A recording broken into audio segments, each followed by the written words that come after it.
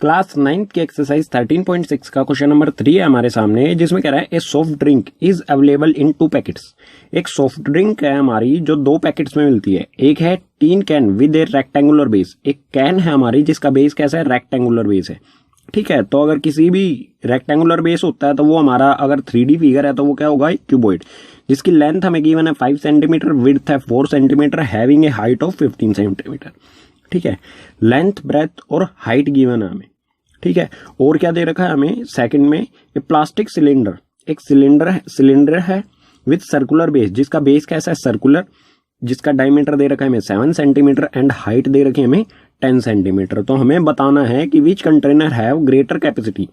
Capacity का मतलब आप सीधा सीधा समझ जाइए, उसकी वॉल्यूम के बारे में बात कर रहा है, आयतन के बारे में बात कर रहा है। And how, by how much, हमें बताना है कि किसका वॉल्यूम ज्यादा है या कैपेसिटी ज्यादा है। ठीक है, इन दोनों में से किसका वॉल्यूम या कैपेसिटी ज्यादा है और कितना ज्यादा है एक दूसरे से, अगर इनको कंपेयर करेंगे। तो मैंने इनकी लेंथ, ब्रेथ, हाइट वगैरह सारी इसमें लिख दी है, इसका रेडियस वगैरह जो भी है। ठीक है, फिर भी लिख लेते हैं। जो रेक्टेंगुलर, फर्स्ट है हमारा रेक्टेंगुलर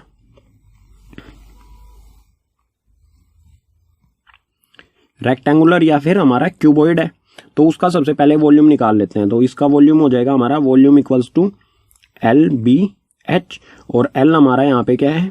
ठीक है, तो डायरेक्ट वैल्यू पुट करते हैं। L है हमारा 5, B है 4 और 15, तो इन तीनों का मल्टीपल हो जाएगा। तो हमारा 5 मल्टीप्लाई में 4 मल्टीप्लाई में 15, जो भी आएगा हमारा सेंटीमीटर क्यूब में।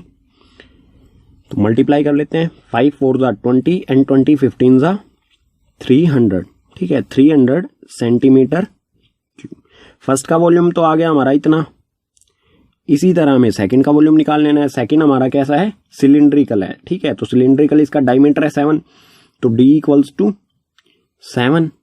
तो हम D की वैल्यू तो रख नहीं सकते, हमें निकालना पड़ेगा R, तो R equals to 7/2।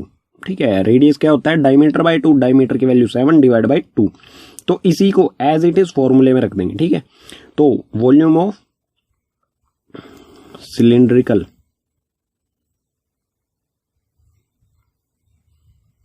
Volume of cylinder क्या होगा हमारा, पाई R square H। Value put कर देते हैं, पाई की वैल्यू 22/7, R स्क्वायर, R की वैल्यू हमारी 7/2। तो इसका स्क्वायर करने की बजाय हम क्या करेंगे, 7/2 दो बार लिख देंगे। 7/2 मल्टीप्लाई में 7/2 मल्टीप्लाई में हाइट, हाइट इसकी कितनी है, कितनी दे रखी है हमें, 10। ठीक है, यहाँ पे भी देख सकते हैं आप, या फिगर की तरफ भी देख सकते हैं 10। तो 7 से 7 कैंसल आउट हो जाएगा। ठीक है, और 2 5 जा 10 और 2 11 जा 22। तो हमारा जो जो वैल्यूज बचती हैं वो होगा हमारा 11 मल्टीप्लाई में 7 मल्टीप्लाई में 5, जो भी आएगा हमारा सेंटीमीटर क्यूब में। ठीक है, तो मल्टीप्लाई करने पर इनका जो आएगा वो आई थिंक 385 सेंटीमीटर। तो हमें बताना है इन दोनों का वॉल्यूम, मतलब किसका ज्यादा है। ठीक है, तो सिलिंड्रिकल वेसल हैव, सिलिंड्रिकल क्या है, packet, cylindrical packet have more volume.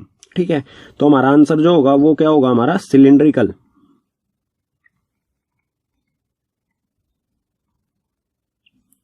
Packet. ठीक है, हैव मोर वॉल्यूम